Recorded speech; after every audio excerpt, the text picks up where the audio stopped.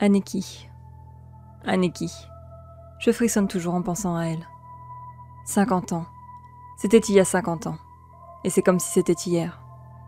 Mais comment aurais-je pu oublier les événements les plus traumatisants de ma vie? Madame Garot, notre maîtresse, nous l'a présentée par un froid matin d'hiver. C'était juste avant le début d'un cours de mathématiques, en CM2. Elle arrivait d'Osaka au Japon, et venait d'emménager dans notre village. Longs cheveux noirs, visage pâle, cernes sous ses yeux, et les joues creusées. Anneki n'était pas très jolie. Je dirais même qu'elle était inquiétante avec son pantalon serré, qui soulignait la maigreur de ses jambes, et son ample chemise, dont le bras droit était replié en dessous, en écharpe. Même si la maîtresse nous avait demandé d'être sympa avec elle, les petits rires méchants fusaient déjà dans la classe. Moi, je ne riais pas.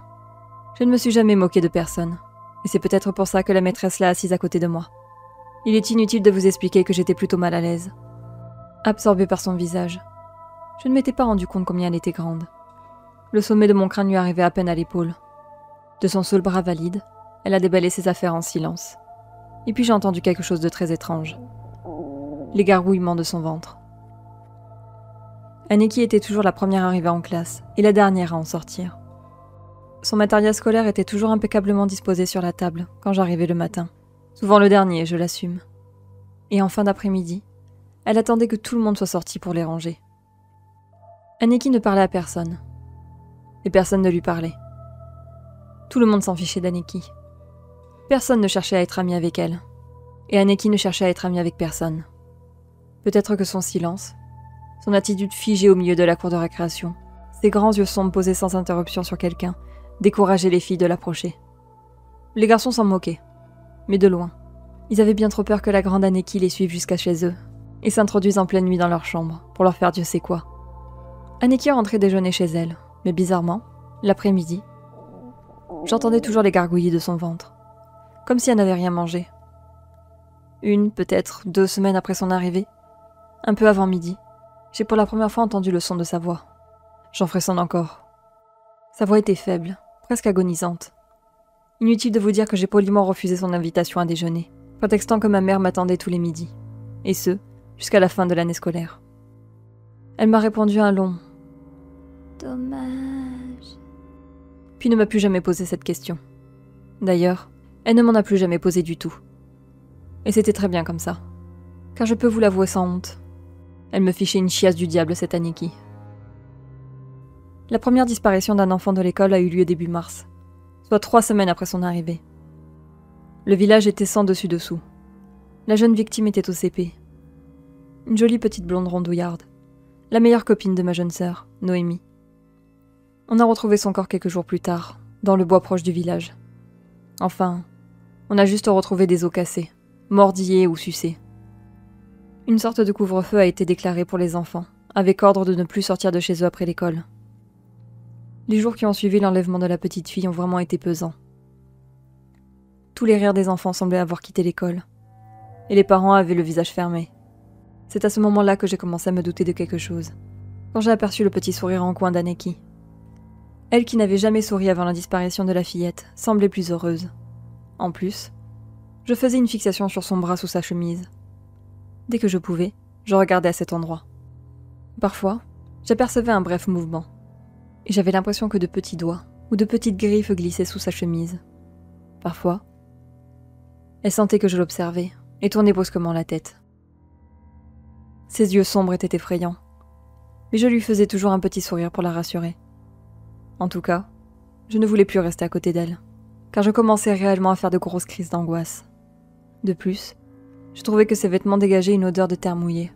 J'ai alors pensé qu'elle dormait dehors, ou qu'elle couchait dans une maison humide. Mais peut-être que je me faisais des idées. Peut-être que mon cerveau gambergeait trop depuis la disparition de la petite. Ma mère a fini par obtenir mon changement de place. David, mon meilleur pote, a pris la mienne et s'est retrouvé à côté d'Anneki. Mais je n'étais pas mieux lotie, puisque je me suis retrouvée juste devant elle. Inutile de préciser qu'au final, j'aurais préféré rester à ma place d'avant, car avoir Anneki dans le dos n'avait rien de rassurant. Dès que je sentais des picotements dans mon dos, des frissons parcouraient ma colonne vertébrale, et je m'attendais à ce que cette mystérieuse main droite m'attrape la nuque et m'arrache les vertèbres cervicales. J'en faisais de terribles cauchemars. Quelques jours après mon changement de place, je me suis rendu compte d'autre chose. Je n'entendais plus gargouiller son ventre. L'aspect d'Anneki avait aussi changé. Son teint était plus rosé, et les cernes sous ses yeux avaient disparu. Même David avait remarqué ce changement, et comme on n'a pas trouvé ça normal, on a décidé de l'observer avec plus d'attention. Depuis la mort de la petite, Anneki avait aussi changé ses habitudes. Au lieu d'être plantée comme un totem en plein milieu de la cour, elle passait le quart d'heure de la récréation dans les toilettes des filles, que ce soit le matin ou l'après-midi. Ce n'était pas normal de rester aussi longtemps aux chiottes, comme ce n'était pas normal de rester en plein milieu de la cour de récréation à observer les autres. Un matin, on l'a vue regarder partout avant d'entrer dans les toilettes. Sa grande carcasse était un peu recroquevillée, comme si elle tenait quelque chose contre son ventre, ou qu'elle avait mal à son bras invalide. C'était une semaine après la mort de la fillette. On a hésité un peu, puis on s'est approché. On a discrètement surveillé les entrées et sorties des toilettes des filles. Puis la chance nous a souri. Ou la malchance, je ne sais pas. Les toilettes étaient disposées en longueur, et Anneki se trouvait dans le compartiment du fond. Il n'y avait personne d'autre qu'elle. On s'est lentement rapproché, et on a commencé à entendre quelque chose que je n'oublierai qu'une fois les deux pieds dans la tombe. Des courts grognements, entrecoupés de bruits de succion. Puis on a entendu un petit cri suraigu. Quelque chose est passé sous le jeu de sa porte, et a brièvement glissé sur le carrelage. C'était une petite main d'enfant, dont les doigts avaient été sucés ou rongés. L'os du poignet dépassait de la main ensanglantée, et un coup de mâchoire avait creusé un trou dans la paume. Un morceau de chair pendait proche du petit doigt. Puis deux mains ont jailli de dessous la porte. Il y en avait une grande, normale, et une très petite, cadavérique, bleuâtre, aux longs doigts arqués, qui tâtait le sol à la recherche de la main arrachée. Le raclement des ongles crochus sur le carrelage était aussi horrible que le reste. On s'est barré en courant comme des dératés à l'autre bout de la cour. On a attendu d'être calmé pour en parler à la maîtresse. Sa réaction a été des plus inquiétantes. Elle s'est mise à trembler de peur. Du moins, ce que je croyais à l'époque. Puis a émis un long chute avec l'index devant ses lèvres. Elle nous a dit une phrase qui me hantera jusqu'à mes derniers jours. « Il lui en faut encore un, puis mon bébé s'en ira ailleurs. Alors, chut, ne dis rien à personne. » Ou elle te dévorera les pieds puis les yeux. Une fois chez moi, j'ai supplié ma mère pour que la maîtresse me change de place, sans lui en expliquer la véritable raison. M'aurait-elle cru si je lui avais dit qu'Anneki avait bouffé la main d'un gosse?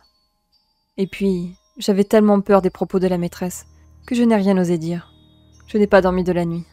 Et dès que j'entendais un bruit dans la maison, j'imaginais Anneki courir dans le couloir, s'arrêter devant la porte de ma chambre, l'ouvrir très doucement, et passer sa main cadavérique dans l'ouverture, cherchant mon lit à tâtons, avant de m'attraper les pieds et de me tirer vers elle pour me sucer les yeux. La seconde disparition a eu lieu dès le lendemain de la scène d'horreur des toilettes. David, mon meilleur pote, manquait à l'appel. J'étais dans une panique totale, et je serais devenue fou si on m'avait laissé devant Anneki. Mais la maîtresse n'a pas eu besoin de le faire, car Anneki avait elle aussi disparu. J'ai dit tout ce que je savais à la police, autant sur mes découvertes que sur les propos de la maîtresse. J'ai raté la classe pendant plusieurs mois, comme la maîtresse d'ailleurs, pour dépression selon la thèse officielle. J'ai été très malade. Je voyais Anneki partout, dans le couloir, dans ma chambre, dans mon placard, sous mon lit, derrière moi. J'avais continuellement l'impression de sentir sa petite main cadavérique me gratter le dos, les cheveux ou l'arrière des cuisses. Et puis, avec le temps et l'aide d'un psy, cela s'est peu à peu calmé. Anneki n'est jamais réapparue. Du moins, pas dans mon village. D'autres disparitions ont eu lieu dans la région. D'autres enlèvements. D'autres meurtres sordides avec des cadavres d'enfants déchiquetés ou carrément dévorés. Les rumeurs allaient bon train. Et toutes les bêtes du folklore breton, celte, irlandais, ont été citées. Ce que j'ai trouvé étrange, c'est que personne ne parle des légendes japonaises. En tant que victime collatérale, j'ai eu accès au dossier à ma majorité. Dès les premières lignes, je n'ai pas cru ce que je lisais. J'ai cru qu'il s'agissait d'un autre rapport. La principale accusée dans cette histoire était Madame Garot, mon ancienne maîtresse. J'ai dû m'asseoir pour lire la suite. Madame Garot était une jeune veuve de 40 ans. Pendant des années, elle avait essayé d'avoir un enfant avec son mari, sans succès. Du moins, pas d'un certain point de vue. D'après le rapport, le couple aurait fait un court séjour touristique au Japon 9 ans plus tôt. Madame Garot serait revenue enceinte et sans son mari. Mort dans des circonstances tragiques et non élucidées. Un meurtre suivi d'une éviscération et d'un dépeçage. Quelques mois plus tard, Elle a fait une fausse couche et a perdu le bébé. Une fille d'après le rapport médical. Les flics ont perquisitionné chez elle. Et si l'extérieur de sa maison était dans la norme, avec un petit jardin et sa façade en briques, l'intérieur était immonde. Cadres de travers sur des murs jaunâtres, carrelage cassé, canapé éventré et meubles en piteux état. Sur toutes les photos, une m'a particulièrement choquée. Une chambre d'enfant avec un lit, dont 2 pieds avaient été cassés. Ce qui le faisait pencher d'un côté.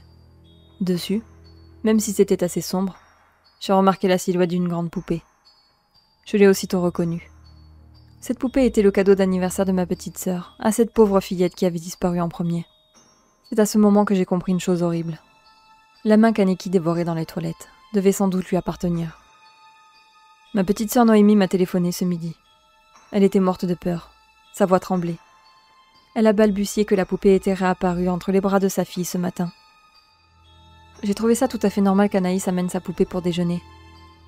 Mais Noémie m'a affirmé que cette poupée ne lui appartenait pas, que c'était la poupée de sa camarade disparue il y a un demi-siècle. Au début, je ne l'ai pas cru. Je lui ai dit qu'elle faisait une erreur, qu'après 50 ans, il ne devait plus rester grand-chose de ce jouet. Elle m'a alors fourni un détail qui m'a fait froid dans le dos. La main droite de la poupée avait été arrachée, et remplacée par une autre bien plus maigre et d'une couleur bleuâtre. Il est 23 heures. J'ai passé la journée dans ma chambre d'hôpital. J'ai peur de sortir. Je me sens oppressée. J'ai le dos, les cheveux qui me démangent. Je n'arrête pas de me gratter. J'ai posté mon histoire sur plusieurs forums consacrés aux phénomènes paranormaux, aux revenants, aux entités maléfiques d'origine japonaise. J'attends vos commentaires, peut-être votre aide. Merci.